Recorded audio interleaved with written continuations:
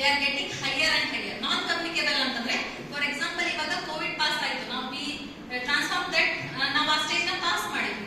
So ಅದು it is a communicable disease. But non communicable disease are more dangerous than communicable. Non communicable disease ಯಾವ? Heart disease, stroke, diabetes, obesity, metabolic syndrome and some types of cancer. So ಇದನ್ನೆಲ್ಲ ನಾವು ಏನು ಮಾಡ್ತೀವಿ, ನಾನ್ communicable disease ಅಲ್ಲಿ include ಮಾಡ್ತೀವಿ. Because ಇದು transmit ಆಗೋದಿಲ್ಲ, ಉಸಿರಾಟದಿಂದ transmit ಆಗೋದಿಲ್ಲ. ಸೊ ಇದಕ್ಕೆ ನಾನ್ ಕಮ್ಯುನಿಕೇಬಲ್ ಡಿಸೀಸ್ ಅಂತ ಹೇಳ್ತೀವಿ. Next slide.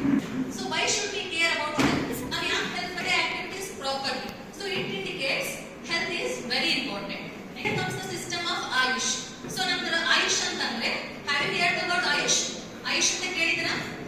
ಆಯುಷ್ಮಾನ್ ಭವ ಅಂತ ಕೆಲ ಕೇಳಿರ್ತೀರಾ. But Ayush system of medicines ಇದೆ. ಸೊ ಇದು ಏನಂತಂದ್ರೆ Indian system of medicines. So ಇದರಲ್ಲಿ 5 ಸಿಸ್ಟಮ್ ಆಫ್ ಮೆಡಿಸಿನ್ಸ್ ಇದಾವೆ. ಫಸ್ಟ್ ಎ ಅಂತಂದ್ರೆ ಆಯುರ್ವೇದ, ವೈ ಅಂದ್ರೆ ಯೋಗ, ಯು ಅಂತಂದ್ರೆ ಯುನಾನಿ, ಎಸ್ ಅಂದ್ರೆ ಸಿದ್ಧ, ಹೆಚ್ ಅಂದ್ರೆ homeopathy.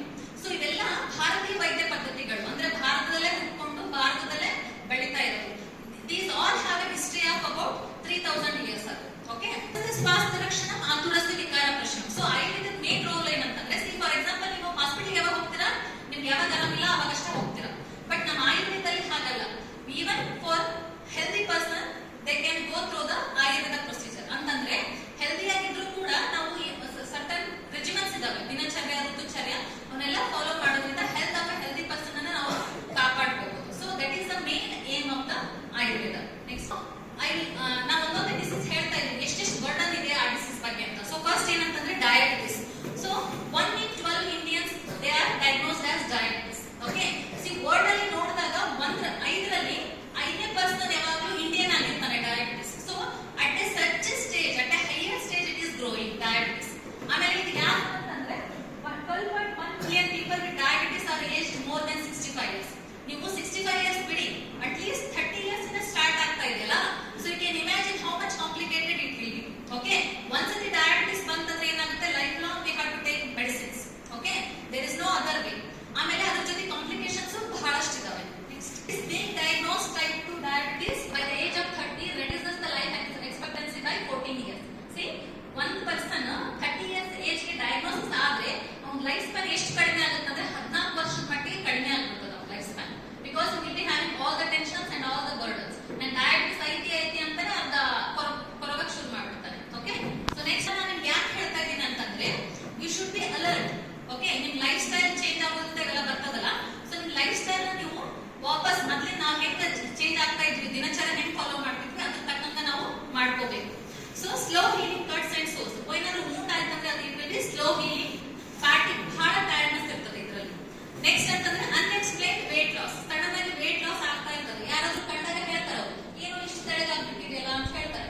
So there will be what happens, there will be reduction in the weight loss. Next woman and diabetes. So ಇಲ್ಲಿ ನಾನು ಯಾಕೆ ವುಮನ್ ಕಾನ್ಸಂಟ್ರೇಟ್ ಮಾಡ್ತಾ ಇದ್ದೀನಿ ಅಂತಂದ್ರೆ, womans will be the carriers. Okay, there will be progeny, reproduction happens and there will be carrying of those genes to the next generation. So to make the next generation healthy, we should be aware. First ನಾವು ಯಾವ್ದನ್ನ avoid ಮಾಡಬೇಕು, ಯಾವ್ದು ತಿನ್ಬೇಕು, ಯಾವ್ದು ತಿನ್ನಬಾರ್ದು ಅಂತ ನಮ್ಗೆ ಗೊತ್ತಿದ್ದಾಗ we can take to the next generation. Next. So next disease is obesity. Okay, so obesity ಇದು ಬಹಳಷ್ಟು ಬರ್ಡನ್ ಇದೆ. ಏನಂತಂದ್ರೆ almost 3 out of 4 Indians are overweight.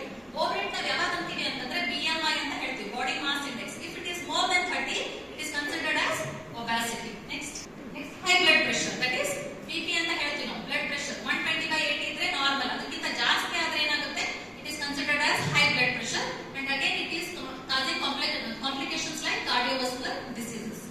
So next is cancer. So now ನೀವೆಲ್ಲ ಕೇಳ್ತಾ ಇದ್ದಲ್ಲ ನ್ಯೂಸ್ ಎಲ್ಲ, ಹೌದಲ್ಲ, ಯಾರ್ಯಾರೋ ಆಕ್ಟ್ರಸ್ಗೆ ಎಲ್ಲ ಕ್ಯಾನ್ಸರ್ ಬರ್ತಾ ಇದೆ. Okay, so why it is happening is because of the lifestyle change and diet change. See, ನೀವು 13.5% is breast cancer. So it is the highest cancer which is found in women. Next is lip and oral cancer. It is about 10.3%. Okay. Next is cervical uterus. That is 9.4%. So we are the common of the cancers. Next is 50